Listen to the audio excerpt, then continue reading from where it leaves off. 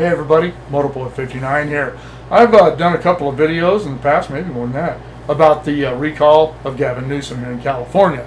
The last one I did, I stated my opinion that I thought Gavin Newsom had a very good chance of retaining his governorship in California. I still think he has a chance to do that, but as the September 14th election date gets closer and closer, he seems to be falling more and more out of favor with rank-and-file Democrats and independents. Maybe they're finally seeing the light. Maybe they're finally figuring out that it's he and his ilk that have caused things to be so difficult financially in California if you're not a millionaire. With the 50% plus one being all it takes to oust him, and then whoever gets the most votes out of the best of the rest become governor. I don't know.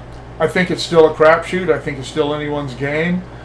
Newsom is doing a lot of crazy things right now, handing out free money and pandering to minority groups, doing everything he can to try to influence the lazy and the ignorant.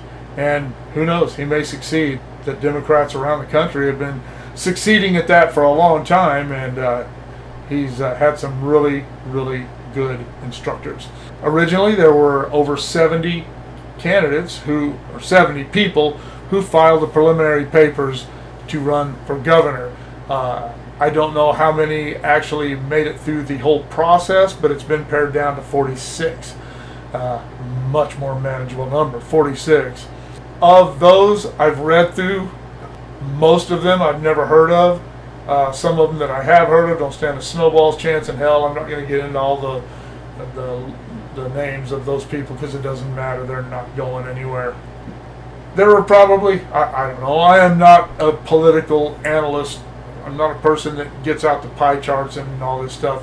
So I don't know. This is just my gut feeling. I think there are about 8 or 10 of those names that have a legitimate chance at becoming our next governor. And I have pared that down to the 5 I think who have the best chance at becoming our next governor. These are in no particular order. I think that in the end, any of these 5 have just as good a chance of winning as the other. So we'll start with Kevin Falcon. Falconer was a city council member in San Diego in the early 2000s or mid 2000s, whenever it was, and he was the mayor of San Diego from 2014 to 2020, and he is a pretty popular guy, especially in Southern California. I think that if he can get his name out there and get some people listening to him in Central and Northern California, there's a very good chance of winning this. He's very charismatic. He's a good speaker. He has a lot of good ideas. He did a lot of cool things for San Diego. And he also has Kevin McCarthy as one of his BFFs. And it never hurts to have the Senate Minority Leader, who was once the Senate Majority Leader, who is one of the more influential people in the GOP right now. Never hurts to have somebody like that in your back pocket. It doesn't matter how you feel about McCarthy, there is no denying his influence in the GOP. It never hurts to have that kind of support. John Cox, who is a real estate and market investment bajillionaire. I've heard him talk before too, and he sounds great. He's one of those guys that talks a really good game.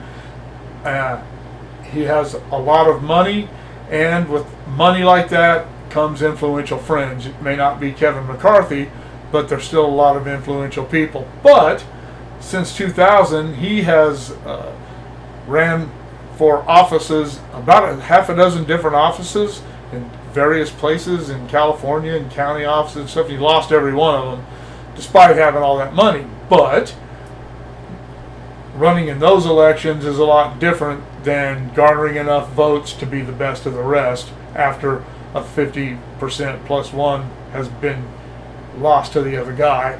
So, hey, you never know.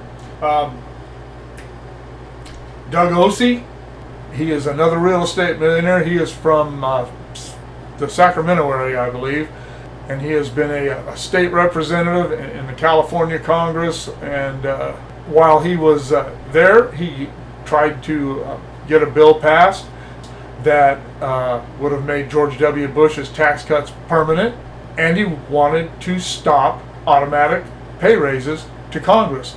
And I don't have a problem with either one of those, but they failed. I don't know much about him. I've seen him in a couple of little sound bites, but and I've read some of the things over the years about him, but I really know nothing about the guy other than he has a lot of money. He's from Sacramento, and he seems to be gathering some steam in this. And again, just like with John Cox, man, you never know. These are crazy times. Caitlyn Jenner. Unfortunately, Caitlyn Bruce Jenner has a legitimate chance at this. It is still a liberal. There's just absolutely no doubt about that.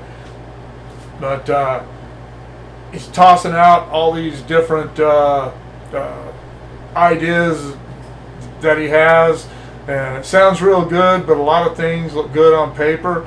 But a lot of Californians, especially the rank and file Democrats, tend to swallow the bait hook, line, and sinker sometimes without looking at it first.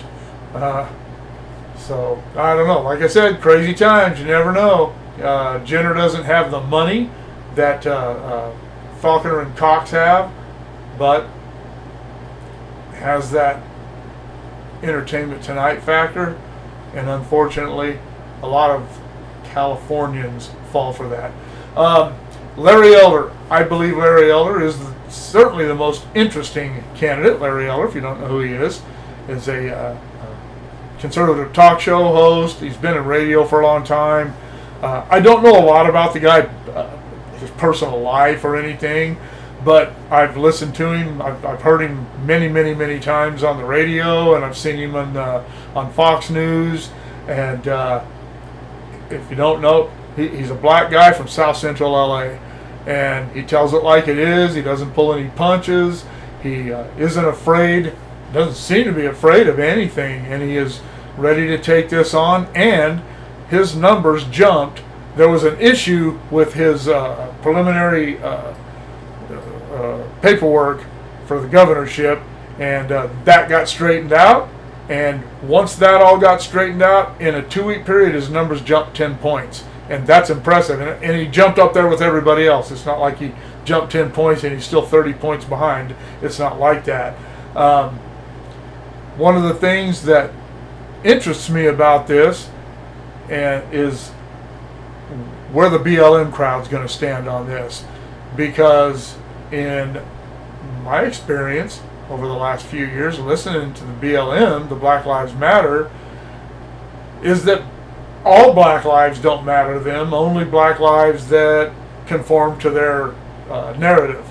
He does not conform to that narrative, not even a little bit.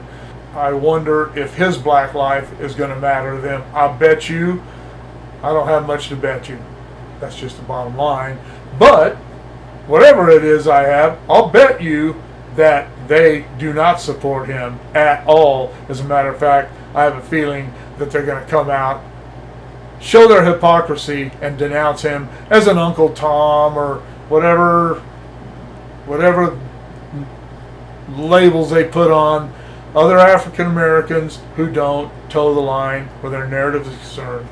So there you go. That's my 5. And as far as Larry Eller, say something else about him, he's a very good speaker. If you've never heard him, YouTube him or Google some of his stuff and listen to him. He's very well spoken, and he has some really cool ideas, and he sounds like a really staunch conservative. So anyway, there's my 5. What do you think about my 5? You think I'm way off? Think I'm close? Think I'm spot on? Let me know in the comments below. Shoot me an email at motorpoet59@gmail.com. Like, share, subscribe, click on the bell if you want to be notified of future content. See you all later.